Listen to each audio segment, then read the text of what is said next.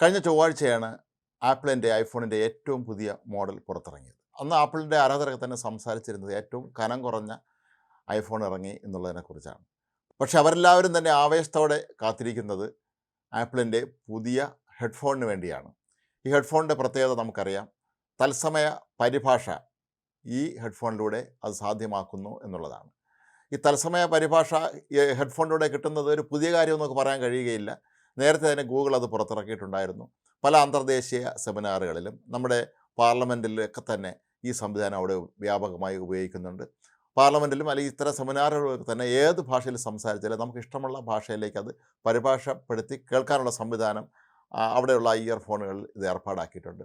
അതുകൊണ്ട് തന്നെ ഇതിനൊരു പുതിയ കാര്യമൊന്നും പറയാൻ കഴിയുകയില്ല എങ്കിൽ പോലും ആദ്യമായിട്ടായിരിക്കും ഒരുപക്ഷെ മൊബൈൽ ഫോണിൻ്റെ, അത് ഐഫോണിൻ്റെ ഹെഡ്ഫോണായി ഉപയോഗിക്കുന്ന ആ സംവിധാനത്തിൽ ഈ ഒരു പരിഭാഷ രീതി കടന്നു വരുന്നത് എന്നുള്ളതാണ് ഇതിൻ്റെ പ്രത്യേകത. പക്ഷേ ഒരു കാര്യം നമ്മളെപ്പോഴും ശ്രദ്ധിക്കുക, നമ്മൾ ഐഫോണിൻ്റെ വിവിധ മോഡലുകളിൽ മാത്രമേ ഈ ഹെഡ്ഫോൺ പ്രവർത്തിപ്പിക്കാൻ കഴിയുകയുള്ളൂ എന്നുള്ള കാര്യം. നിങ്ങളുടെ കൈവശമുള്ളത് മറ്റേതെങ്കിലും ഒരു കമ്പനിയുടെ മൊബൈൽ ഫോണാണ് എങ്കിൽ ഒരു കാരണവശാലും അത് ഇതുമായി സിങ്ക് ആവുകയല്ല, ഇത് ഉപയോഗിച്ച് നിങ്ങൾക്ക് പരിഭാഷപ്പെടുത്തി കേൾക്കാൻ കഴിയുകയുമില്ല.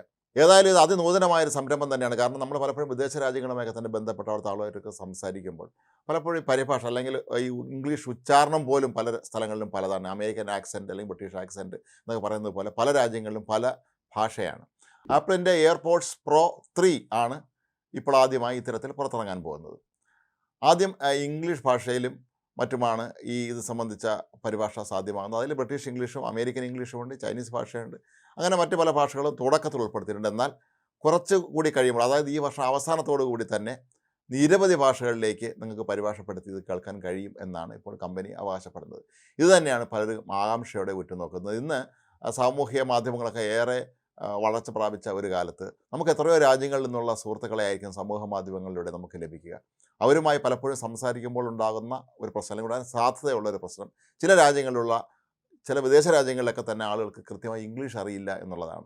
നമ്മൾ കരുതിയിരിക്കുന്നത് പടിഞ്ഞാറൻ രാജ്യങ്ങളെല്ലാം തന്നെ എല്ലാവരും ഇംഗ്ലീഷിൽ വിദഗ്ധരായ വ്യക്തികളാണ് എന്നാണ്. എന്നാൽ യഥാർത്ഥത്തിൽ അങ്ങനെ അല്ല.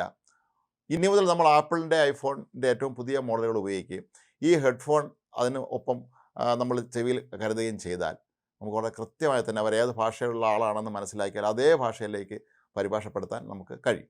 പക്ഷേ ഇവിടെ ഇത് പരീക്ഷണാടിസ്ഥാനത്തിൽ ഉപയോഗിച്ച് നോക്കിയാൽ പലരും പറയുന്നത് ചെറിയൊരു സമയ വ്യത്യാസം ഇതിനുണ്ട് എന്നാണ്. കാരണം അപ്പുറത്തിരുന്ന് സംസാരിക്കുന്ന വ്യക്തി പറയുന്ന ആ മറ്റൊരു ഭാഷയിൽ പറയുന്ന കാര്യം ഇതിലുള്ള സംവിധാനത്തിന് പിടിച്ചെടുത്തത് പരിഭാഷപ്പെടുത്താൻ ചെറിയൊരു കാലതാമസം എടുക്കും എന്നുള്ളതാണ്.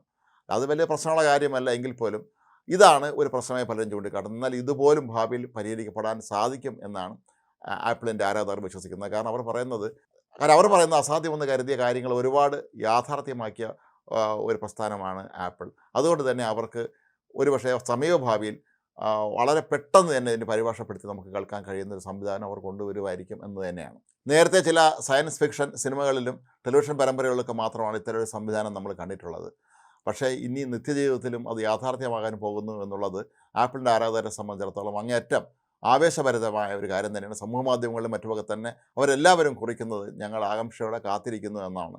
ഈ മാസം അവസാനത്തോടു കൂടിയാണ്, ഈ മാസം 19-ാം തീയതിയാണ് ഈ പുതിയ ഹെഡ്ഫോൺ പുറത്തിറങ്ങുന്നത്.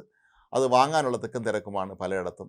എന്നാൽ കമ്പനി മുന്നോട്ട് വച്ചിരിക്കുന്ന മറ്റൊരു നിർദ്ദേശം, നിങ്ങൾ പുതിയതായി പുറത്തിറങ്ങുന്ന ഐഫോണിൻ്റെ പുതിയ മോഡൽ വാങ്ങുമ്പോൾ അത് ബുക്ക് ചെയ്യുന്നതിനൊപ്പം തന്നെ നിങ്ങൾക്ക് ഈ ഹെഡ്ഫോണും ബുക്ക് ചെയ്യാം എന്നാണ്. അങ്ങനെയാണെങ്കിൽ വളരെ പെട്ടെന്ന് തന്നെ നിങ്ങൾക്ക് ഒരുമിച്ച് ലഭിക്കുകയും ഈ സംവിധാനം ഉപയോഗിച്ചുകൊണ്ട് ലോകത്ത് ഒരുവിധപ്പെട്ട പ്രധാനപ്പെട്ട ഭാഷകളിലുള്ള ആളുമായിട്ട്, അല്ലെങ്കിൽ ഓരോ നാടുകളിലുള്ള ആളുമായി നിങ്ങൾക്ക് നിങ്ങളുടെ ആശയങ്ങൾ കൃത്യമായി വിനിമയം നടത്താൻ സാധിക്കും എന്നാണ്.